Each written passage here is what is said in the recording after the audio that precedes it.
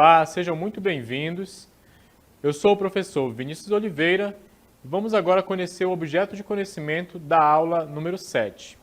Bem, o objeto de conhecimento da aula 7 é o sistema respiratório e o seu detalhamento, anatomia e fisiologia do sistema respiratório, respiração humana, dos animais e das plantas, oxigênio dos pulmões às células. Vamos à nossa aula, então? Bom, nessa aula nós vamos abordar o sistema respiratório, tá bom? Mas antes de falar propriamente disso, vamos refletir na seguinte pergunta, Por que nós respiramos? Bom, você já se fez essa pergunta em algum momento, Por que nós temos necessidade de respirar o tempo todo? Porque todos nós sabemos que se nós pararmos de respirar, nosso organismo para de funcionar corretamente e nós podemos chegar, em casos mais graves, à morte, dependendo do tempo ali que a respiração ficou interrompida. Bom, então isso é bastante perigoso. Então, tá? Mas parar para pensar, por que nós respiramos, raramente as pessoas fazem isso, Exceto aquelas pessoas que se ocupam da área da pesquisa ou profissionais da saúde, então eles vão abordar frequentemente esse tópico, esse tema, tá bom? E na aula de hoje eu vou apresentar para vocês a anatomia e a fisiologia da respiração humana e de outros tipos de respiração. Vamos conhecer agora a anatomia do sistema respiratório. Ele é composto pelos órgãos responsáveis pela absorção de oxigênio pelo corpo e pela eliminação de gás carbônico, Ele é formado pelas vias respiratórias e pelos pulmões. Tá bom? Como vocês veem nessa imagem apresentada aqui do meu lado, é um sistema de um corpo de uma pessoa, tá bom? Só que nessa imagem é possível visualizar as partes do sistema respiratório, desde as vias aéreas superiores até os brônquios e alvéolos pulmonares dentro dos pulmões, tá bom? Em seguida eu vou apresentar em mais detalhes para vocês essa anatomia. Prestem bastante atenção, tá bom? É um recurso muito rico que vocês vão conseguir visualizar com muito detalhe aquilo que eu vou apresentar para vocês, tá bom? Mas antes disso, eu apresento para vocês uma subdivisão das partes do sistema respiratório. Ele é composto pelas vias respiratórias, narina, cavidade nasal, faringe, laringe, epiglote, traqueia e brônquios. E por último, os pulmões, tá bom? É uma série de nomes, eu vou repetir para ajudar vocês a gravarem, a conhecerem essas partes do sistema respiratório. Novamente, narina, cavidade nasal, faringe, laringe, epiglote, traqueia e brônquios. E por último, os maiores delas, os pulmões. Tá bom? Não se preocupem que é fácil de compreender quais são essas estruturas quando vocês estiverem visualizando, quando reconhecer isso na nossa anatomia. As palavras em si, por serem diferentes, acabam parecendo de difícil compreensão, mas ao visualizá-las no nosso corpo, você percebe que elas não são tão complicadas. Observe agora no que eu vou trazer, eu vou apresentar primeiro uma imagem geral do sistema respiratório.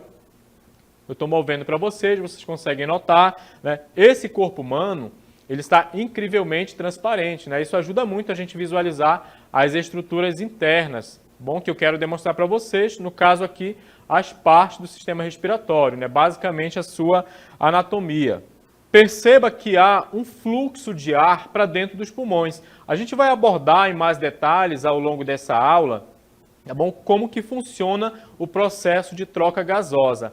Mas preste bastante atenção na imagem que você está vendo, tá bom? Que quando o ar entra nos pulmões, eles expandem, Os pulmões aumentam de tamanho, é como se você soprasse o ar para dentro de um balão. Então ele aumenta de tamanho, olha só que legal, Aí você consegue perceber como acontece esse fenômeno, tá bom? Perceba aí o ar entrando lá pelo nariz, na parte de cima do corpo. Eu vou virar um pouco para você conseguir visualizar melhor. Observe bem a entrada de ar, Quando o ar sai do corpo através da expiração, o pulmão ele diminui, de tamanho. As costelas ali é possível observar essa redução de tamanho. Eu estou dando agora ênfase aos seios nasais, que ficam localizados próximos ao nariz, e infelizmente eles são muito afetados quando nós temos algum problema, né, de problemas que afetam a nossa saúde respiratória, né, que afeta o trato respiratório como um todo. Eles afetam basicamente essas regiões. Mais ainda da anatomia do nosso sistema respiratório, eu quero que vocês percebam agora, quero que você preste bastante atenção nesse movimento desse músculo de cor marrom aí na parte de baixo dos pulmões. Isso aí é o diafragma, tá bom? Esse músculo, o movimento dele, não somos nós que controlamos. Ele é controlado pelo nosso cérebro de forma involuntária. Professor, por que é interessante que a gente não controle o movimento desse músculo? Porque senão a gente não poderia dormir, certo? Por quê? Quando a gente dormisse, a gente não ia conseguir movimentar esse músculo, isso ia prejudicar a nossa respiração. Então, ele é um músculo controlado involuntariamente, tá bom, pelo cérebro, e ele auxilia nesse movimento dos pulmões para encher e também para esvaziar, tá bom? Ele fica na base dos pulmões, fica separando ali o pâncreas, o fígado, o estômago, tá bom? Vamos em frente, então, agora visualizar em mais detalhes o pulmão, né, propriamente dito. Aí nós temos o pulmão esquerdo e o pulmão direito, tá bom? Eles diferem na quantidade de lóbulos, né, em quantidade de partes que eles possuem, tá? Mas algo que eles compartilham é a presença de brônquios, né, a presença de bronquíolos, que são essas estruturas que eu acho que vocês já conseguiram associá-las com a raiz de uma árvore. Parece mesmo com raízes de uma árvore. E essa estrutura, né, de ser assim enraizada, né, de ter muitas partes, é importante porque eles são os órgãos onde vai acontecer a troca gasosa, que eu vou explicar em mais detalhes daqui a pouco. Perceba ainda nessa imagem que você está visualizando que existe um canal, existe um caminho, né, por onde o ar está passando, né? O ar segue um caminho até chegar aos pulmões. Ele entra pelo nariz, né, pelas narinas, percorre a traqueia e chega até os pulmões, como nós estamos observando nesse exato momento. Mostrando em mais detalhes, note o seguinte, olha só que incrível, que imagem fantástica. Isso que vocês observam nesse exato momento, professor, não sei que estrutura é essa. Isso aí são alvéolos pulmonares. E eles também podem, né? Eles sofrem o efeito de quando o nosso pulmão fica cheio de ar e quando esse ar é esvaziado por meio da expiração, tá bom? Nesse zoom que foi dado sobre os alvéolos pulmonares, que são o quê? São as partes menores daquelas raízes que a gente viu agora há pouco lá dentro dos pulmões, tá bom? São os alvéolos. E são nessas estruturas que as trocas gasosas vão ocorrer efetivamente. Logo em seguida eu explico com mais detalhes qual o processo fisiológico por trás disso, mas nesse momento eu quero que você foque na questão anatômica, na importância dos alvéolos pulmonares serem bem pequenos, deles terem uma parede celular muito fina. Isso é essencial para o processo de troca gasosa. Processo esse que eu apresento agora nessa imagem, tá bom? Vocês conseguem observar uma animação, né? O sangue circulando na parede do alvéolo, né? O alvéolo ali é um saco de ar muito pequeno, tá bom? Aonde entra o oxigênio por meio da nossa respiração, né? Vários gases junto com ele, tá bom? E circundado, né? Grudado nele aí tem vasos sanguíneos muito finos. E aí observe que há um contato, né, entre esses vasos e alguma coisa vai acontecer. O que será que vai acontecer, né, desse contato das veias, né, desses vasos sanguíneos com os alvéolos? Será que é importante isso para o processo da respiração? Tá bom? Com certeza é, e isso nós veremos em seguida. Tá bom? Por último, em relação a essas animações, vocês estão vendo agora os glóbulos vermelhos, que são células sanguíneas responsáveis pelo transporte de oxigênio. Mas vamos voltar então à parte fisiológica da nossa aula, que eu vou explicar para vocês o passo a passo de como ocorre cada um desses fenômenos. Vamos então à fisiologia do sistema respiratório. Bem, tudo começa por meio da entrada de ar, certo? Tudo começa por meio dessa entrada de ar nos nossos pulmões. E essa entrada de ar, ela começa lá nas vias aéreas superiores, tá bom? Depois ela segue para as demais vias respiratórias e eu vou destacar para vocês o caminho que ela percorre após passar pelas vias aéreas superiores. Ela faz esse caminho pela traqueia e aqui ela vai para os dois lados, tá bom? Para um pulmão e para o outro, tá? Pulmão direito e pulmão esquerdo. Dentro dos pulmões tem aquelas estruturas que a gente achou parecido com raízes de uma árvore, né? Lembra bastante, porque elas são muito ramificadas, tá bom? E a palavra raiz, inclusive, vem dessa situação, né? Tem a mesma raiz de ramificação. Aqui tem vários sacos, né? Umas bolsas com outros sacos menores, que são os alvéolos pulmonares, como nós vimos antes, são as bolsas aonde o ar vai efetivamente realizar a troca gasosa entre oxigênio e entre gás carbônico, certo? Então, retomando a questão da anatomia do sistema respiratório, vocês estão vendo aí, né, que existem as vias aéreas superiores, que nós vimos nas animações agora há pouco, e a partir desse momento vocês viram aí a traqueia, brônquios que se ramificam para os dois pulmões, bronquíolos e, por último, os alvéolos pulmonares. Tá bom? Então, o caminho até os pulmões, eu tenho certeza que ficou muito claro para você, né, qual o caminho que o ar faz. Ele entra pelas nossas narinas, pelas vias respiratórias superiores, as vias aéreas, tá bom? Nariz, laringe e faringe, e depois ele atinge as vias aéreas inferiores, traqueia, né, brônquios e alvéolos pulmonares, passando também pelos bronquíolos. Vamos então agora entender um pouco mais como acontece efetivamente o processo de troca gasosa. Bem, fisiologia do sistema respiratório. O processo de trocas gasosas em si, tá bom? A absorção de oxigênio e a liberação de gás carbônico. Todos nós sabemos que o ar, né, entra no nosso corpo, mas e aí, professor? Como que vai acontecer esse processo? Por que vai sair gás carbônico e por que vai entrar gás oxigênio para o nosso organismo? Qual o mistério por trás disso? O mistério, gente, tem a ver, tem vários aspectos, né, para a gente abordar. O primeiro deles que eu vou falar é a diferença de pressão. Tá? Existe muito no sangue que chega até os pulmões, né, por meio ali associado com o sistema cardiovascular, ele está carregado com gás carbônico. Então existe uma pressão de gás carbônico muito maior nos alvéolos nesse momento, nesse sangue que passou pelo corpo, né, que passou lá pelo coração e veio até os pulmões para receber oxigênio novamente. Então existe uma grande quantidade de gás carbônico, esse gás carbônico exerce uma pressão grande para ele ser expulso do corpo. Quando a gente enche o nosso pulmão de ar, como eu vou fazer nesse momento, eu vou representar para vocês, vou encher meu pulmão de ar.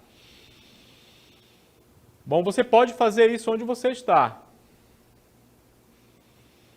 Tá? Faça o processo de inspiração e você vai perceber que a pressão, que o aumento do seu pulmão aconteceu, né? Houve um aumento do volume pulmonar. O que isso faz no fenômeno da respiração? Isso cria um aumento da pressão de oxigênio, tá bom? Existe uma pressão de oxigênio maior dentro do pulmão e que ela quer sair, ela precisa passar para algum lugar, tá bom? E para onde que ela vai passar? Ela vai passar lá para os alvéolos pulmonares e dos alvéolos pulmonares ela vai passar para os vasos sanguíneos. E agora eu retomo uma questão importante, ainda sobre a fisiologia da respiração. Percebam que os alvéolos pulmonares, eles são extremamente finos. Eles têm a sua parede formada por uma única camada de células, né? Aí é uma questão, é um tecido epitelial, né? Um tecido de revestimento, feito de uma única camada de células. Professor, por que tem que ter apenas uma camada de células? Para poder tornar possível a passagem, né, do gás oxigênio para dentro do capilar sanguíneo e também para tornar possível a saída do gás carbônico de dentro do alvéolo pulmonar. Se fosse uma parede muito grossa, seria impossível de acontecer esse fenômeno, tá bom? Então, retomando, né, o processo da fisiologia da respiração, né, como que ela acontece? Primeiro, porque existe uma diferença de pressão de gás carbônico querendo sair de dentro do corpo, né, querendo passar do capilar sanguíneo para dentro dos alvéolos e depois deixar os nossos pulmões por meio da expiração, quando a gente coloca o ar para fora dos pulmões, certo? E quando nós fazemos o inverso, o processo de inspiração, tá? Aumenta a pressão de oxigênio e o oxigênio tende a passar para dentro dos alvéolos pulmonares e depois para dentro dos capilares sanguíneos. Tá bom? Esse processo tem que acontecer. O nome desse processo, falando cientificamente, seria a hematose. Tá bom? Esse é o nome científico do processo de troca gasosa, né, onde sai gás carbônico e entra oxigênio. É o fenômeno da hematose. Se perguntarem para você o que é hematose, você já sabe, porque o professor Vinícius explicou. É a saída de gás carbônico do nosso organismo e a entrada, né, a absorção de gás oxigênio. Segundo fator que eu expliquei, né, por que, né, que é importante a parede do alvéolo pulmonar ser extremamente fina e do capilar sanguíneo que está ali associado junto com esse alvéolo. Se o alvéolo fosse a minha mão, tá bom? O capilar sanguíneo seria representado aqui por essa minha outra mão, passando por cima, né, por onde ocorreria a passagem do gás. Apenas uma camada de célula. Por que é importante ter uma única camada de células? Porque assim fica mais fácil para o gás entrar e sair desse capilar sanguíneo, certo? Espero que tenha ficado bem claro essa parte. Tá bom? Esses são os dois fenômenos principais que facilitam a nossa respiração. Tá bom? Diferença de pressão e também a espessura das estruturas envolvidas. Ok? Vamos então conhecer outros tipos de respiração. Tá bom? Nessa aula a gente não vai abordar apenas a respiração pulmonar, né? Aquela que ocorre conosco, né? Com os seres humanos. Vamos lá então a alguns outros exemplos de respiração que ocorrem em outros animais. Bem, a gente tem um exemplo aí, né? Tem um peixe-boi. Professor, o peixe-boi é um peixe, ele respira por pulmão? Sim, tá bom? Existem espécies de peixe que também respira por pulmão, como é o caso do peixe-boi, né? Bem interessante. Algumas pessoas já tiveram o privilégio de observar um peixe-boi vindo até a superfície para captar oxigênio. Ele não pode ficar mergulhado direto, porque senão ele vai morrer. Ele precisa vir até a superfície e captar o oxigênio direto do ar. Mas ele não é como um ser humano, por exemplo, né? Ele vai passar muito tempo mergulhado. Nós não, nós temos um tempo muito mais curto, né, que a gente consegue ficar submerso. Existe também outro processo chamado respiração cutânea. O que será que é isso, meu Deus? Nunca ouvi falar em respiração cutânea. Fique tranquilo que logo em seguida eu vou explicar cada um desses tipos de respiração. Respiração branquial, né? Ah, professor, esse tipo eu conheço, né? Aqui na minha cidade a gente costuma pescar bastante. Ah, eu saí com meu pai uma vez para pescar, eu já vi como que o peixe tem uma estrutura que ele usa para respirar. Esse aí é o caso da respiração branquial. E existe um tipo bem menos conhecido, que é a respiração traqueal, né? Como será que isso ocorre, professor? Eu não sei o que é respiração traqueal. Fique tranquilo que a gente vai já compreender. Vamos então ao primeiro tipo, a respiração cutânea. O que diz esse tipo de respiração? Esse tipo de respiração ocorre diretamente na pele. Olha só que curioso. Os organismos que a apresentam possuem a pele especializada, de forma que é possível realizar a troca gasosa diretamente com o ar, tá bom? Eu vou destacar aqui um ponto, que a pele ela é especializada. Eu, por exemplo, não consigo respirar pela minha pele. Por quê? Porque a minha pele não é especializada, ela não é preparada, ela não tem estruturas que me permitam fazer a troca gasosa diretamente com o ar. Mas esses dois organismos destacados aqui para vocês na tela, eles conseguem fazer isso, né? Um anelídeo, representado ali por uma minhoca, e também um sapo, né? Um anfíbio. Então esse tipo de respiração é muito comum desses tipos de organismos. Notem um aspecto comum entre esses organismos, né? Anelídeos, anfíbios, entre outros. Vários organismos que respiram, que usam, né? Que realizam a respiração do tipo cutânea, eles têm a pele umedecida, né? E outro aspecto também que a gente pode observar que eles compartilham, por exemplo, se você for procurar minhoca numa determinada parte do solo, eu tenho certeza que você não vai procurar minhoca num solo seco, né, numa terra ressecada, porque você não vai encontrar. A minhoca, ela habita ambientes úmidos, ambientes em que o contato com a água vai ser fácil para ela, porque isso é importante para o tipo de respiração que ela apresenta. Sapos e rãs e pererecas, por exemplo, são muito comuns de a gente encontrar perto de pântanos, lagos, rios, igarapés. Por quê? Porque ali tem água, e a água é importante para manter a pele deles sempre umedecida, e eles precisam disso para conseguir respirar adequadamente, beleza? Espero que tenham entendido e conseguido associar por que o habitat, por que o local onde esses organismos vivem sempre tem água, porque o tipo de respiração que eles realizam precisa que a superfície da pele deles esteja sempre úmida para facilitar a entrada de oxigênio na pele deles, no organismo, e a saída de gás carbônico, certo? Espero que tenha ficado claro. E agora vamos ao próximo tipo de respiração, respiração branquial. Gente, esse tipo de respiração ocorre nos organismos que possuem brânquias, ou popularmente chamadas de guelras, que são estruturas finas e com muitos vasos sanguíneos.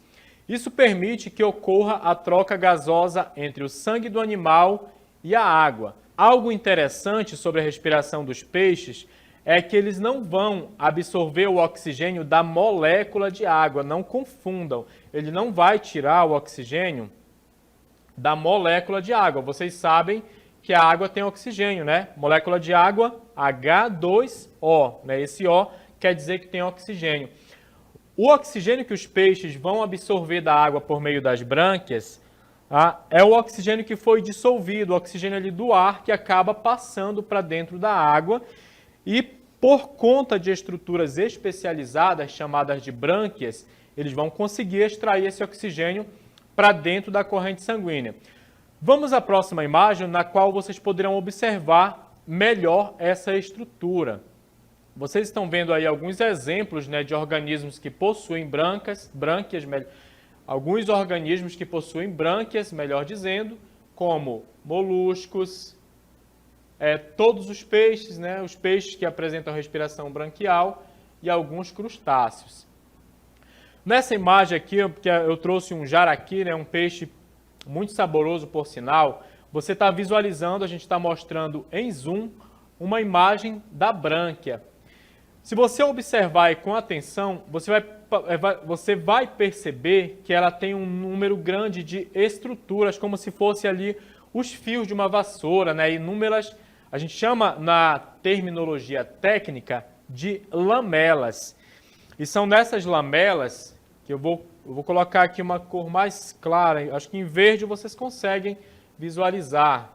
Dá para visualizar assim, está aqui as lamelas. Ó. E é nessas estruturas que a água vai passar, o peixe abre a boca, a água passa, né, por dentro da boca dele, atinge essas lamelas e elas, por serem canais extremamente finos, elas vão permitir a entrada do oxigênio presente na água para os capilares sanguíneos presentes nas brânquias dos peixes. Então é assim que os peixes vão respirar, por meio das brânquias. Professor, se por meio das brânquias os peixes conseguem absorver o oxigênio do ambiente, por que então, quando a gente coloca o peixe fora d'água, ele não consegue sobreviver? Acontece pelo seguinte, quando as brânquias estão dentro da água, elas ficam com espaço entre elas. Imagine que os meus dedos representam essas lamelas das brânquias. Dentro da água eles estariam assim, ó, afastados um dos outros. Mas fora da água eles ficariam colados. Ó. E aí isso não permitiria mais a troca de oxigênio, não permitiria mais, né, a absorção adequada de oxigênio. E aí, por conta de ocorrer também um fenômeno de ressecamento, né, dessa brânquia, o peixe acaba morrendo. É por isso que o peixe não consegue absorver o oxigênio presente no ar, mas ele consegue absorver de forma muito adequada e eficaz o oxigênio presente na água, tá bom? Ele vai absorver ali por meio desse movimento. Ele engole a água passa pelas brânquias, né, e ele é então absorvido pelo peixe. O próximo tipo de respiração que eu trago na aula de hoje é a respiração traqueal. Nesse tipo de respiração, os animais possuem um órgão respiratório denominado de traqueia. Ela apresenta tubos ocos, ou seja, tubos vazios e quitinosos. Deixa eu destacar para vocês aqui. Primeiro, explicar o que é um tubo oco. Tubo oco todo mundo vai entender, né? Um tubo que não tem nada, é um tubo vazio.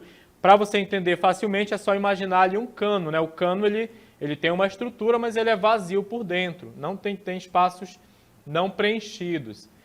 E quitinosos, professor, aí eu já não sei o que é, aí enrolou. Quitinosos, ele é feito de uma proteína, né? Uma proteína chamada quitina, que dá muita rigidez, a essa estrutura como um todo, tá? Presente no nosso cabelo, por exemplo, tá?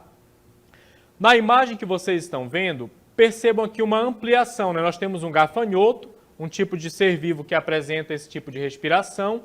Notem uma entrada aqui da traqueia, deixa eu usar uma outra cor para vocês.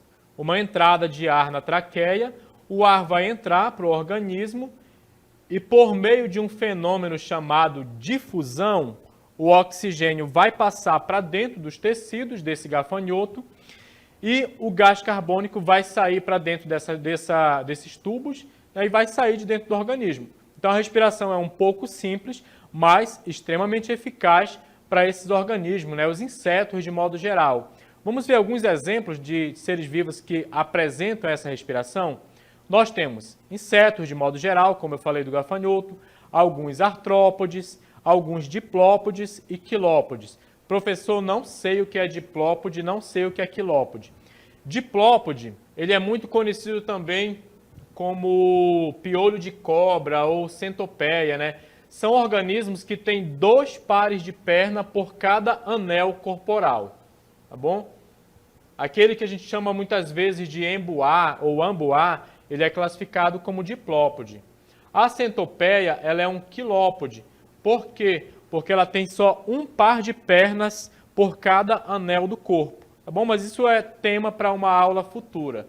Mas são basicamente esses organismos, né? Aqueles ali que tem aquele monte de patinha e que anda tudo junto em sincronia. Professor, a gente viu aqui vários exemplos de respiração em animais, né, insetos, em vários seres vivos, mas faltou o senhor falar de um grupo importante de seres vivos. Será que respiram também? Que são as plantas, né? As plantas, será que elas respiram? E aí, o que vocês pensam a respeito? Será que elas respiram? A gente nunca viu um nariz de uma planta, então, pelo menos por meio de nariz não acontece, tá bom? A casca da árvore é bastante dura, então não pode ser respiração do tipo cutânea, não daria para ser pela pele. Então, qual seria o tipo de respiração das plantas? Sabendo que elas de fato respiram, tá bom? A resposta para essa pergunta é sim. Vamos então entender qual o processo, né? Como que ocorre a respiração das plantas. Vamos lá então? As plantas também precisam de oxigênio para sobreviver. Portanto, precisam realizar a respiração, precisam absorver oxigênio e precisam colocar para fora o gás carbônico, né, ou dióxido de carbono, como muitas vezes a gente fala. E elas têm estruturas especializadas, estruturas próprias, para realizar esse trabalho, esse fenômeno. Na imagem que eu trago aqui em cima, uma imagem real de um corte em plantas, certo? Aqui tem a imagem de uma folha cortada vista ao microscópio. E aí é possível ver umas estruturas chamadas de estômatos. Professor, o senhor está falando de estômago, escreveu errado? Não, é estômatos mesmo. As folhas possuem pequenas aberturas como se fossem bocas microscópicas. E essas bocas elas têm a capacidade de se abrir e aí o oxigênio é absorvido pela folha.